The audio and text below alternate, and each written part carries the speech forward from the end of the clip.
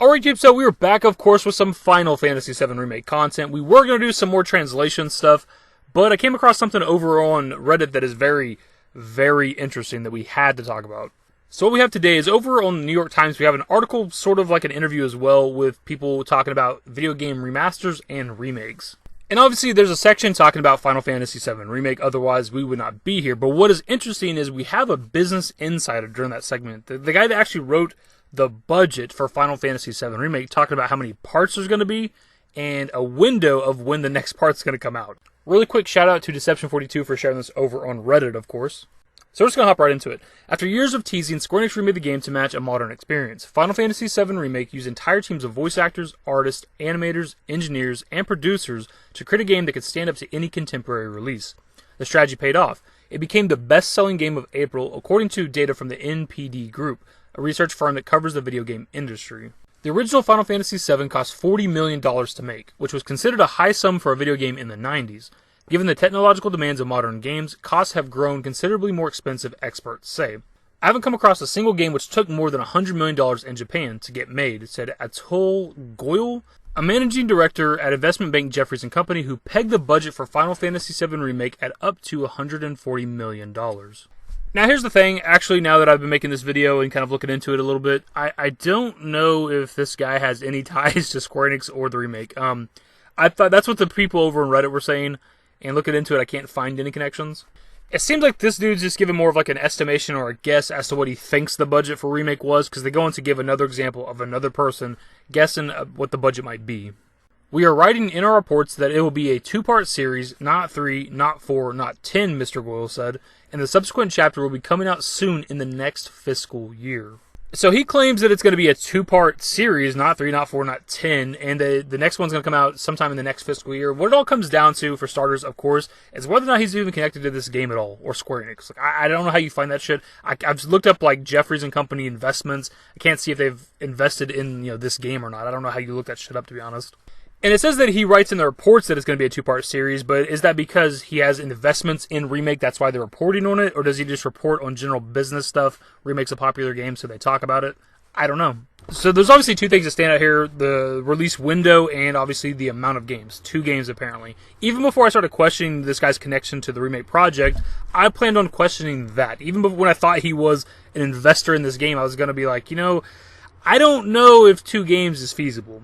And I know outside of these suits who are just here to make money, there are people within the community that seem to think that the remake would only be 2 games. I think that's hopeful wishing versus what they actually think is going to happen.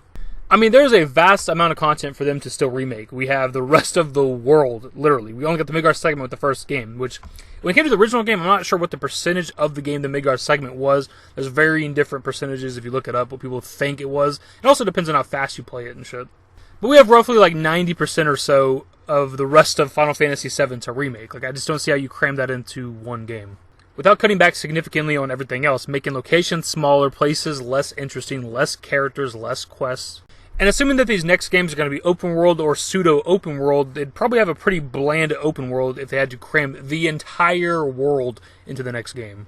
Unless, of course, what we talked about in our last video is true, where the fact that this first game was a 100 gigabyte download, that maybe part of that was them kind of shoving some assets from the sequels into the game now, so that those are like smaller downloads or something, which I don't know if that's true or not. I don't know. Somebody did comment on the last video and said that there's like 20 or 30 gigabytes that were just like audio files, like voiceover tracks and stuff like that, which is insanity. But even still, like at 60 or 70 gigabytes, this game doesn't feel like it's that big.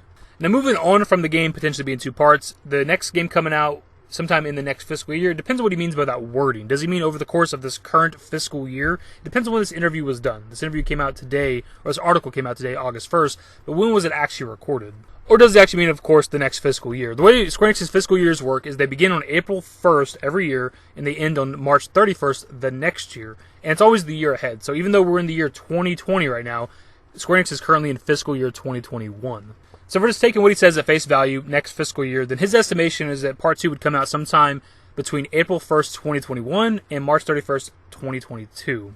And to be honest, that's probably the most accurate thing he said, because that's what a lot of us have been speculating for a while now, is that the game's going to come out sometime 2021 or 2022.